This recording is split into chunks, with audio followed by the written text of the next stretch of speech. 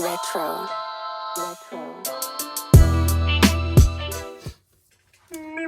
I was just about. What's crazy is Hit the low. Hit the me. What was it? That's not the point. What's crazy is I was literally.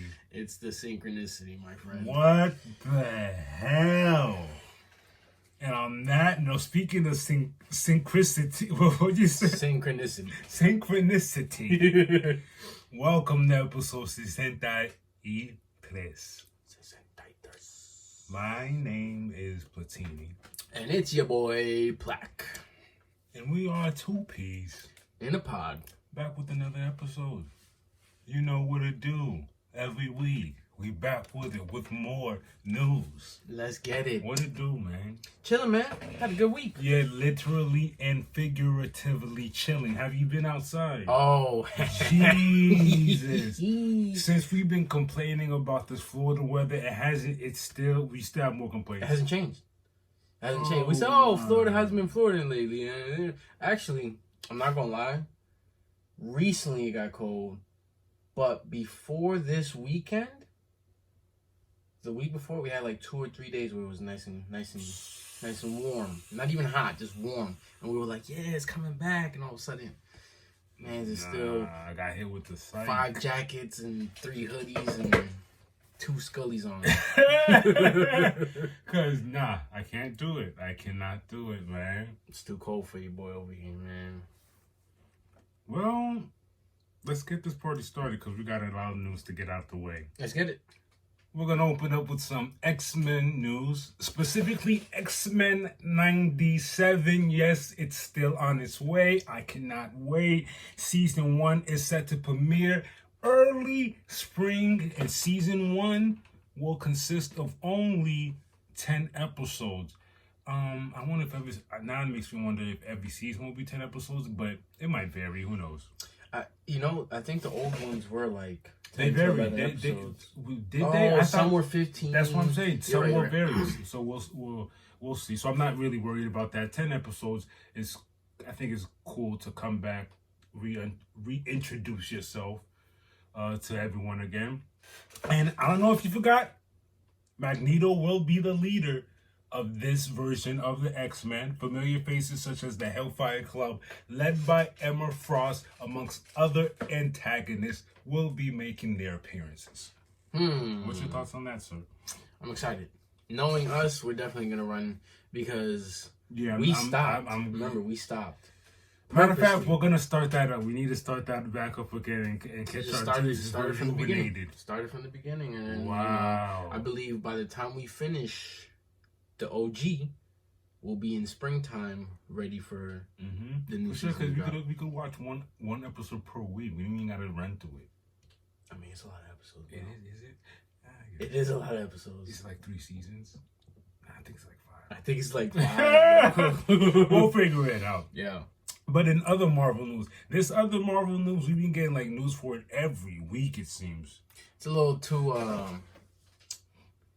It's not overwhelming, but it's a little too much. It goes back to what we were saying. Like, leave some food for us on the plate. Yeah, There's no surprises. You're leaving no surprises for us. Yeah, let my mind, be, hey, this is, top secret, and then when we see it, like, oh wow, like I didn't already see this information before. In Daredevil news. A newspaper prompt from the set of Daredevil gives rumor that Kingpin will be the antagonist, which we had already figured out since what we saw, Echo. It's Echo. It looked like it was kind of guiding into what he was going to do next. On the cover, it reads, Wilson Fisk's campaign gains momentum heading into the polls. I love that. A clue that tells us he's going to be running for mayor. Again, that's just something that we were just talking about that on the last episode as far as the Echo segment when we said the ending was great for Echo and Kingpin. Because now look what it's leading into. Without us knowing, we didn't even know this was going to happen. If you guys don't know, at the end of the last episode of Echo, the end credits gave us a little snippet of Kingpin in his private jet and he's kind of talking, but then in the background, the TV has the news talking about we need a fighter. Mm-hmm. We need someone to come in and fight for New York and blah, blah, blah, blah, blah. And of course, that looked like it lit a fire in Kingpin's eye. Mm-hmm. And now we are in the part of where Kingpin puts his role as mayor of New York, which is going to be horrible. It's going to be horrible. I already know. This tells me a lot as far as where this Kingpin is in his career. As far as, because I'm not gonna lie, this whole time I thought he was already past that or doing that. This is way before that, which is awesome to me. And you know what that's going to entail? It's going to be ban on vigilantes. He's going to try to strike down with fury and blah, blah, blah, blah, blah. It's going to make things hard for characters just like Daredevil. I wouldn't really, I don't think it'll really put a damper on our boy Punisher because he don't care. He don't care. Whether or not... It's going to give... More Punisher, more of a like, reason you go. Okay, man. You're gonna try to stop me? Not happening. And in Echo News, while we're here, I don't know if they're psyching me out or pulling my leg, but there's leading towards there not going to be a season 2. But me, I'm not mad at that because I came in thinking this is only gonna be season 1. You're letting us know who Echo is, and from here we're gonna move forward and we're gonna plug her in and other stuff. Yeah. Because you can easily plug her into Daredevil. You could easily plug her into, if you guys are still doing anything with Hawkeye and his daughter, you can plug her in there. Honestly, I feel like there's gonna be multiple seasons of Daredevil. And I don't think she will be in the first season. If she does, she might show up at the end and then segue into season 2. You know, like come back season 2, and then that'd be dope because it's like the last time Echo saw Daredevil, y'all was fighting. There was beefing. Now she had, as you saw in episode 5 of Echo, you had your transformation. So if you do come back around this time, it's gonna be different. It's gonna be different.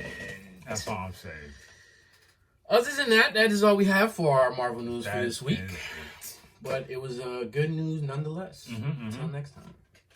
So, moving into DC news, we found our Supergirl. Finally. The actress Millie Alcock, if you guys aren't familiar with the series Game of Thrones, they have a prequel called House of Dragons, which I've seen, and it's actually remarkable, and I'm like itching for them to come back, which I think they're coming back this summer if I'm not mistaken, because that series was awesome. And she was the young queen at the time. She played the young queen because I don't want to spoil it, but she was the young, and in the series the older her, like she grew up. But basically the Supergirl, the actor who's playing Supergirl was the young queen in House of Dragons. And now she's coming in to play Supergirl. That's dope. She will be starring in James Gunn DC movies. Meg Donnelly was also in contention for the role, but they ultimately chose to go with Millie instead. Honestly, they both had the look. They did. I'm not familiar with Meg Donnelly either, but as far as looks, they both did have the look. I'm not mad with them choosing Millie though. My thing is, like you said, I'm not familiar with Donnelly. I'm more familiar with Millie, and I thought she did a good job in House of Dragons, and they actually won awards for that. Yeah. So interesting. Yeah. Ultimately, they chose Millie, of course, and the plan is to have Supergirl appear in other DC movies, which is awesome because, like I said, Millie is not a bad actress. Not just movies, maybe shows. They're trying to figure that out, but as far as right now, the plan is to have her pop up in maybe 1 or 2 projects and then give her a solo, which is cool, which is a good way to introduce someone who hasn't really had a big screen moment yet. I mean, the thing is, we talked about this. I feel like these castings are going to stay. Yeah, this is James Gunn's world, and now he wants what we've talked about, continuity. He wants us to stay together. Which leads into this next chunk of news that I got for you. It's Creature Commando, but this is how it all ties in. James Gunn recently explained the reason why the upcoming animated series will be the first DCU project was because it was already done. It was already packaged and ready to go, so it made sense to start that. And if you don't remember, Creature Commandos will be a animated TV series, but at the same time, he wants you to not forget it's all one universe, meaning that the characters you'll hear in any animated, not just Creature Commandos, they'll also be on the live cinematic versions. So it'll always be one character, which I find very awesome.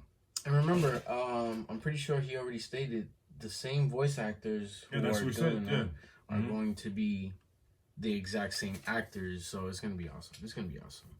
I'll let them know. What else about the Commando news? So, about Creature Commandos, the show consists of 7 episodes, which is more than enough for me, because just do it. Just drop it. Just do what we got to do. Using animation as a medium, Gunn said it allows them to tell the stories that are gigantic, but without spending $50 million on an episode, which is perfect. Because I like that because that says a lot. What do we say? What do we say about She-Hulk? How much money was spent on that? That's $25 million, but it's dope because it goes back. Like, I don't mean to get off subject. I felt this way about even anime when people want to make certain animes into live action, and I'm like, sometimes the story and what the anime has provided can be so too large, you know what I'm trying to say? Too big to try to turn it to live action. Yeah. So him going this route as far as using animation to tell stories you can't really translate on the big screen, awesome. I like that idea. It makes sense. And it's not going to be separate worlds. It's all one thing. That's the best part. That's the best part. Yeah, man, I'm excited. Because, this is one of my... It's exciting because I've already invested myself into Creature Commandos by diving into the history, the comics, who they are, where they come from. And the fact that it's going to be the first project to drop, I'm just like itching. Like, let's get it. I want to see what's about to happen. So, yeah, I mean, let's see what happens. 7 episodes. It's more than enough for me. 7 episodes. I hope they're... Nah, that's just me being... They're going to be like 20 minutes long, bro. That's just me being greedy. Yeah, I was just about to ask. Give me at least 45 minutes. Nah. 45 minutes? 30 minutes? Give me 30 minutes. With like 4 minutes of credits. I'll take 30 minutes for like 7 episodes. All right, that's cool. But I'm just glad we got something going on. We have a date upon us and all that stuff, so that's great. Facts. Till next time, y'all. Okay, besides Tekken, not this year but last year, I took on Street Fighter. Oh yeah. And I had fun. With Dalsim. I main Dalsim. I tried other characters, they just wasn't for me. You even told me to try Sonic Boom. Oh, Guile. Guile wasn't for me. And then I send my good sir, Mr. Platini, first of all, a funny reel. Because the guy sent a reel of like how POV you're fighting a King main.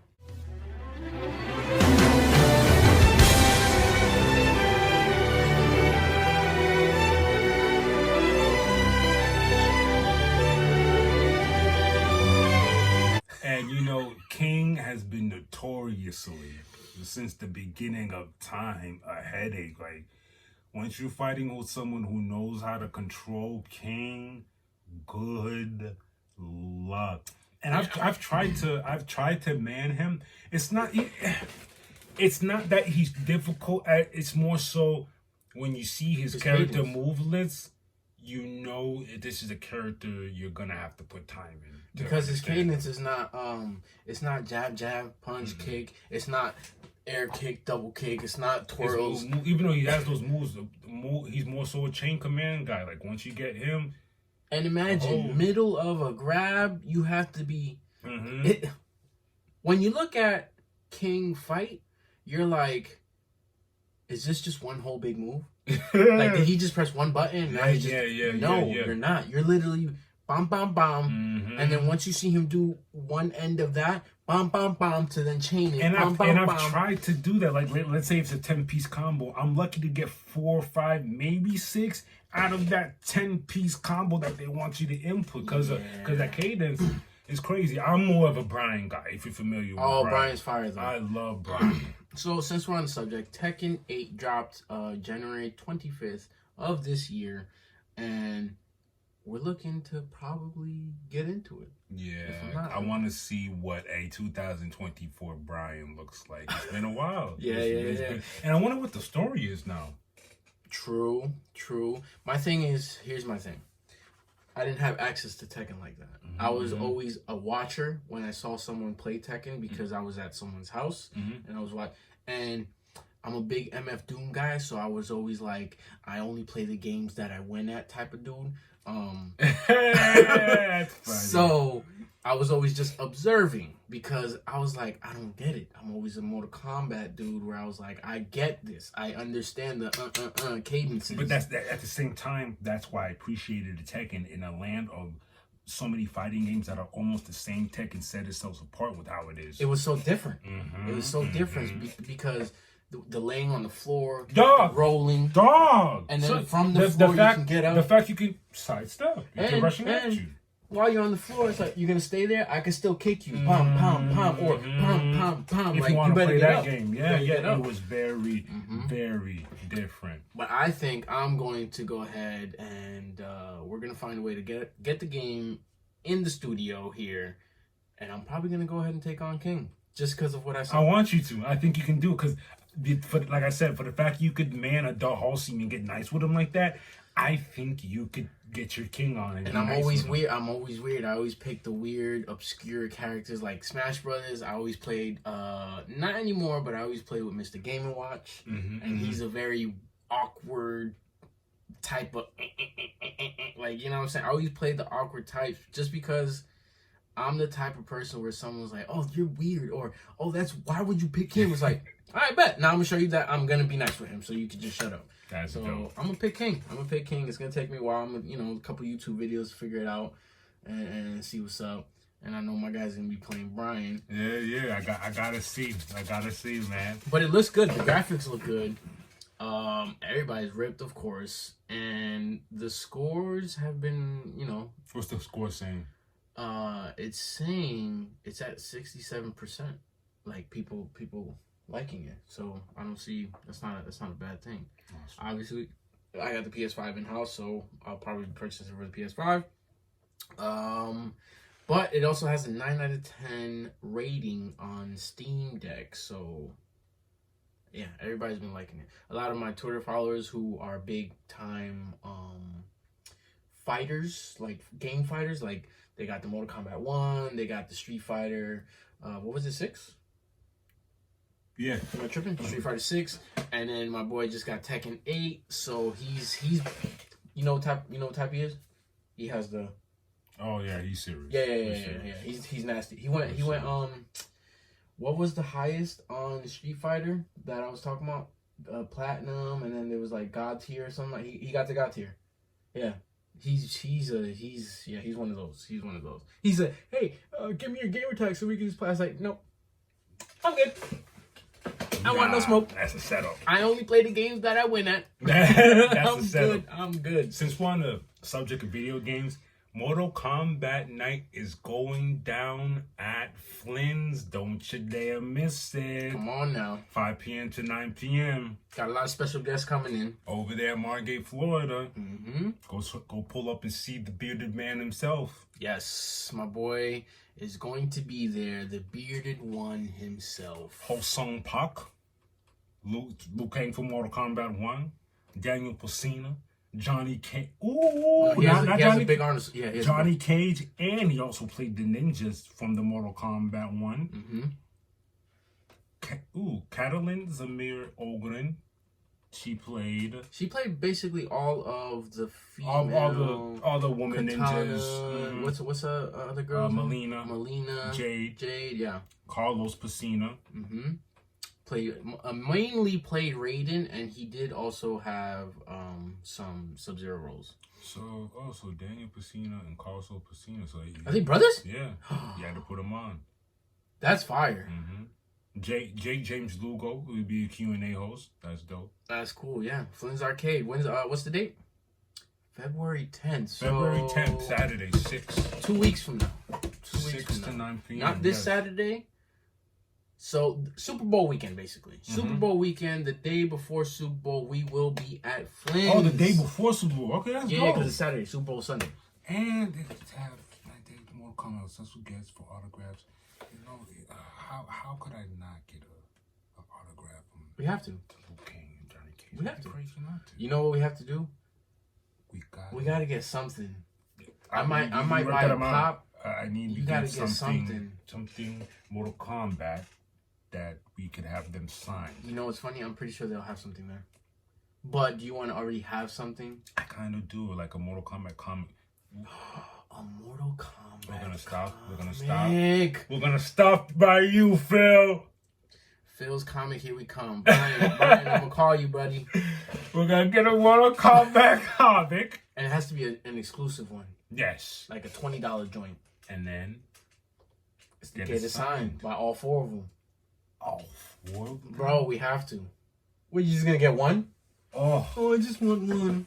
Nah, bro, it has to be all 4. Yeah, we gotta get all 4 That's of them. gonna be hard. All 4 of them. That's the plan. And then hopefully we could get like a little, if they're not too busy, a short little either, Q&A, just like short and sweet. How's it been? How's life been since? That something quick just to see how they're doing, man. Because it's pretty cool that Eddie even has them coming in. And Mortal Kombat, it's OG. Yeah, right. It's OG. It's Just a quick reminder, Flynn's Arcade, February 10th, Mortal Kombat night. 6 to 9 p.m. Be there or you will be finished. Oh my God! That was perfect! Holla.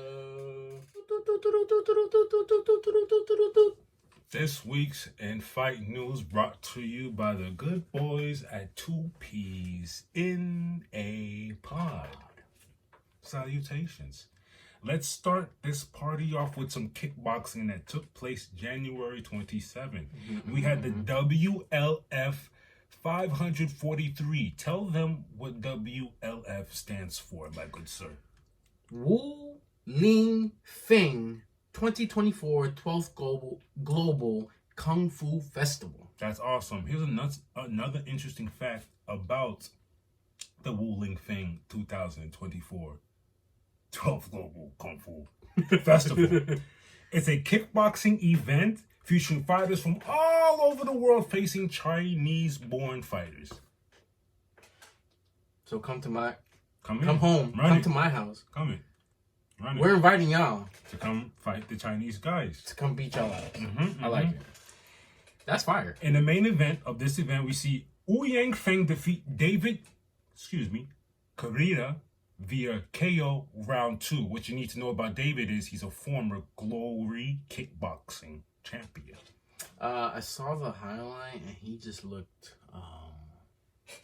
outclassed.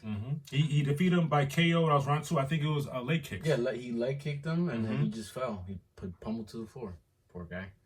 But yeah, congratulations to Mr. Feng. Mr. Feng, Wu Yang Feng.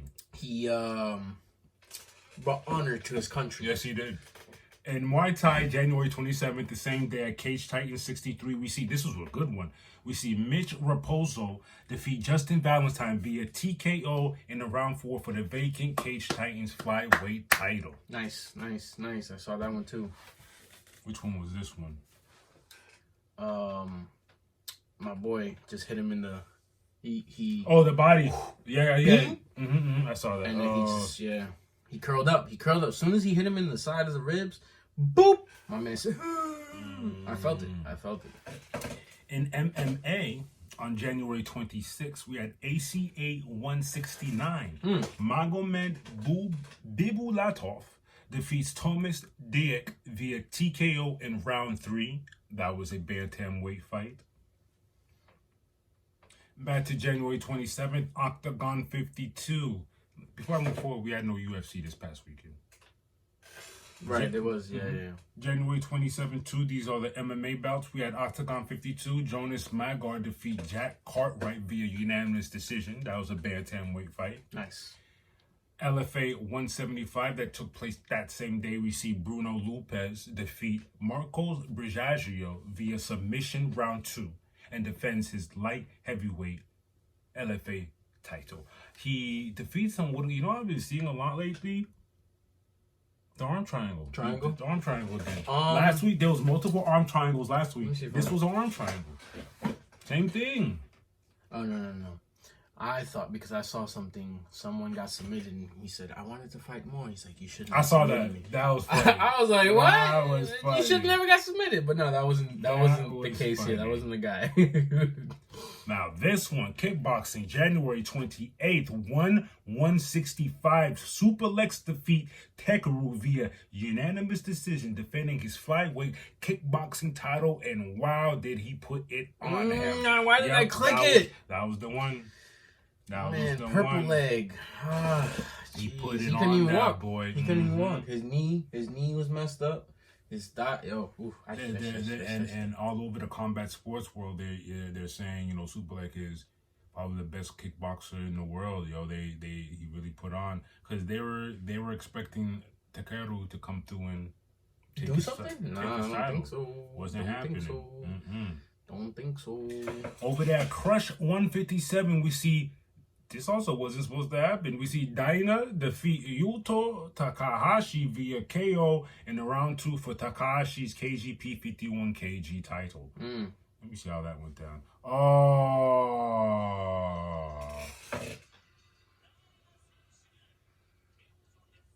Yeah. He beat that boy up. The man was on all fours. He beat that boy up. I'm sorry, my friend. This one was crazy. In boxing on January 27th, this took place in Arizona. Jamie Munguia defeats John Ryder, and that was a superweight middleweight fight. That was by KO. This is where you say he's 43-0? Mm-hmm.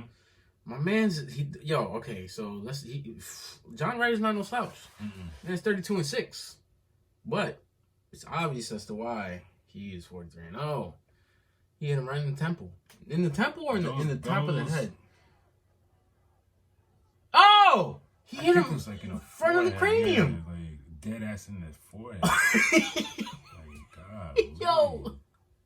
And the thing, alright, I'm not laughing. I'm sorry. Let me digress. I'm not laughing at the fact that it's just he hit him straight down the pipe and my man's froze. Because I know the shock and the brain just got boop. Like the brain took a second to register what the hell was going on. You could see because his front foot was so planted. You know, like, when you're like, when your feet are in quicksand, he just, and then he slowly just said timber. I hope Ryder's okay, but golly, shout outs to, Jamie. Shout outs to Jamie. In fight news, okay, God, when it was breaking news, it was Fedor and Mike Tyson in talks, but now it's Mike Tyson and Mark Hunt in talks to fight for an 8-round boxing match in Saudi Arabia later this year. Of course, the Saudis are like, I want fights, I want it now. They're dropping the guap, and like the guap they're dropping is like they're making moves and making these fights happen because they don't care about your little stupid dumb politics that your managers and whatever is going on, and you're offering this much. I want this much money. Saudi's coming. Who wants what? Huh? And here's that on top of that. Come fight. I like it because they're shaking up the room. Shaking up the room. UFC had a card. They told no. Come back months later when you redo this card. We don't like it. Really? Yes. There was a card set to be in Saudi Arabia. It got canceled because they didn't like the card. Come back with a better one. This is not what I'm paying for. No, this is not what we're paying for. We're paying for real stuff. You're gonna come in. We want some fights. Stop playing with my PG-13. I want rated They're R. the same people that said we don't want YouTube fights. I know. I love that. So that lets me know they care. You know what's crazy? Not to get too far off. I'm sure this is why Jake Paul isn't doing what he's doing anymore. He's looking for real fights now. He's looking for real fights. Yeah, he couldn't do that for forever. He eventually had. Well, speaking of him, he does have He does. Upcoming fight, but it's with someone who's actually in the pool. You know, so that makes sense. Saudis, they got the bread and they want the real fights. Let's get it. I'm not mad at that. In upcoming news, February 2nd, this is Muay Thai, One Friday Fight 50. We see Yod Fufa.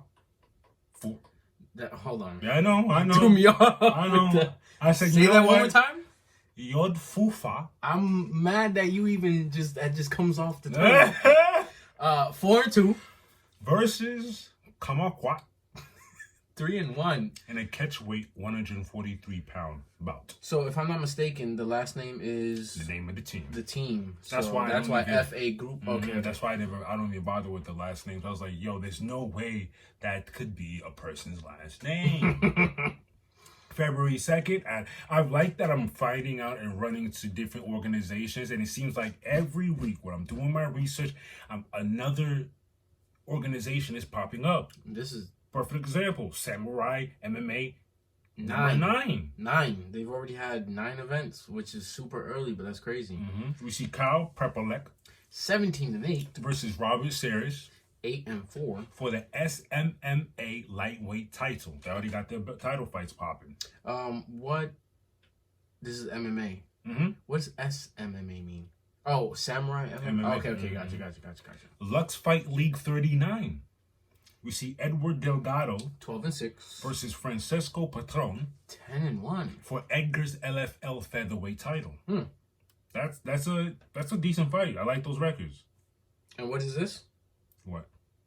What type of MMA? It's MMA. Box? Okay. Now, Tough Enough 135. Tough Enough. You see Ernesto Rodriguez 7-1 versus Edson Marquez 11-2. And that's a welterweight bout.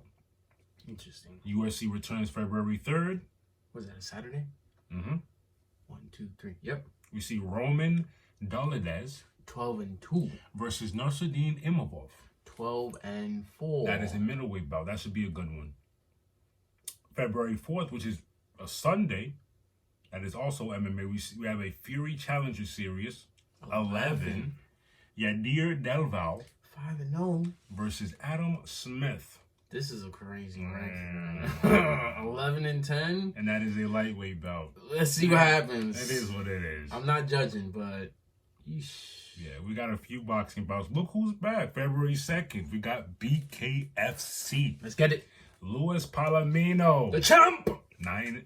Excuse me. I got a little overzealous. I'm sorry. 9-0 versus Austin Trout. 1-0 for the BKFC Welterweight Championship bout. I don't know what's called. Austin Trout, even though it's 1-0, this... I'm sure his background... Yeah, his background's probably decorated because there's no way, you know what I mean?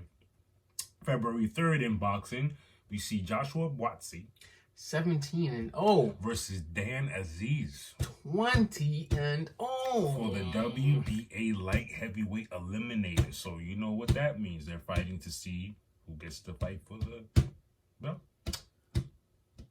Oh, that's what that means, eliminator? Yeah, you could look at it. It's like these two are the 2 top contenders under the top, and then it's like y'all gotta figure it out. It's like Afro Samurai. Look at the record: 17-0 versus 20-0. Someone has to. This is number two headband, number 3 headband.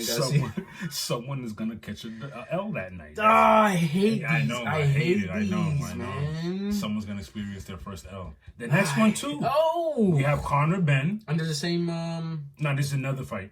We have Conor Benn is 22-0 versus Peter Dobson 16-0. That's a junior middleweight bout. Someone else is gonna catch their first L, man. I gotta be a crazy feeling. That sucks. And they're very close. 17-0, 16-0, 22-0, 20-0. Not too far off. All right. Those are fair bouts. Good luck to all 4 of y'all. Let's see who comes out undefeated and who gets their first loss. And that's it for the upcoming joints. Till next time. This episode was Eagle-less news because we're waiting on that. Yeah, there's been some moves, Hold but tight. we don't want to.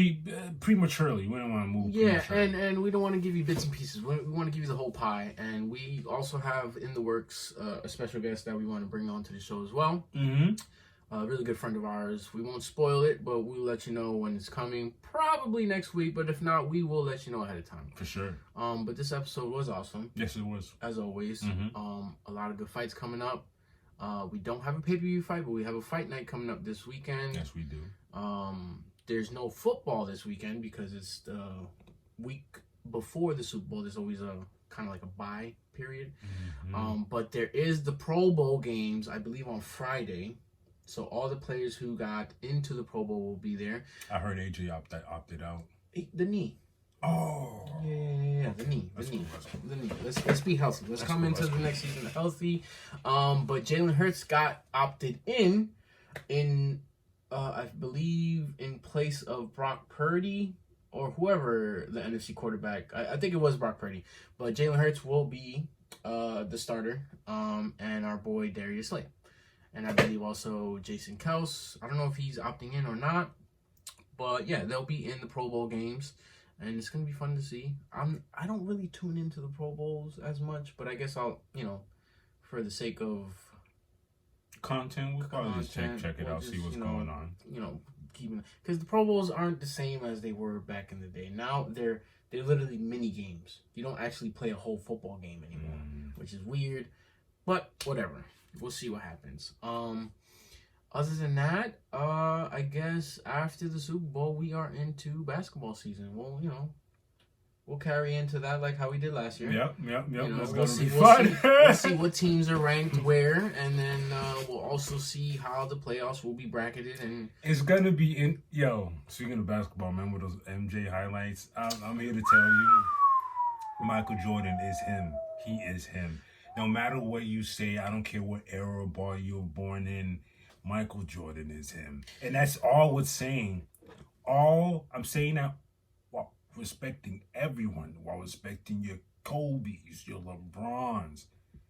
Michael Jordan is him. You know what's funny? Jeez. What were we saying? Would he be able to put up those numbers? Oh, we were saying that would he be able to put those type of numbers in this era of ball? And it's like we made it a point to say that he'd abused the rules of this era of ball. It's very, and it's not no knock to this era of ball, but compared to his, it's very PG. Think about it. The way he'd run into the key, the way he used to get beat up by everyone back in the day. That's not going down today. He'd abuse his layup package. He'd know that it's coming and use that to put points up. He'd set records for how many times he'll be at the free throws.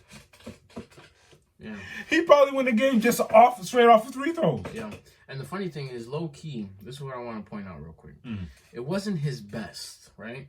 But when he went to Washington, I didn't even know it was for 2 years. This is After we saw the Washington highlights too. I didn't know he was balling like that. He was still doing his thing. My thought was like he just went to Washington and just laid down and then called it night. No, he was still playing. Bro, come on, man. You know he don't lay down for nothing, bro. But listen, he averaged 22 points per game first year in Washington, and then his last year in Washington, he averaged 20 points per game. To do that in an NBA, as I don't know how old he was. Now, I know LeBron is a specimen of his own because he's doing wild things now at his age.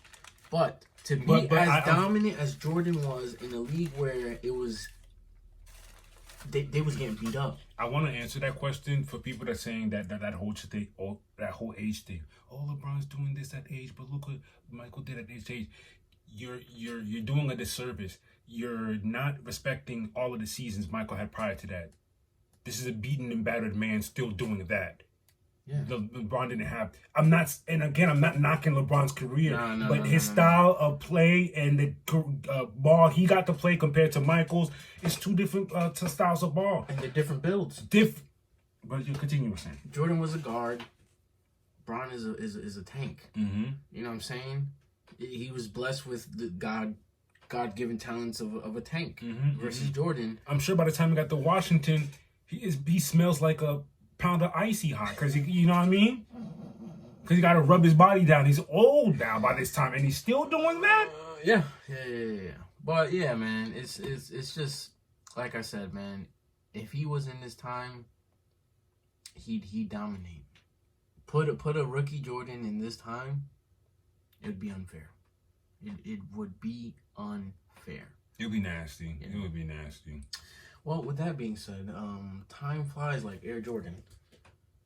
I know y'all don't see it, but the feet. I got the feet. I got the feet. Like the legs is just like Jordan right now. Man, I did not see this coming. Time flies like Air Jordan. Wow, that was nice. And hey, if you're feeling the vibe, come on, man, you gotta like, share, and subscribe. And on that note, my name's Patini. And my name's Plaque. And we are 2 P's in the pod. Sayonara. Signing out.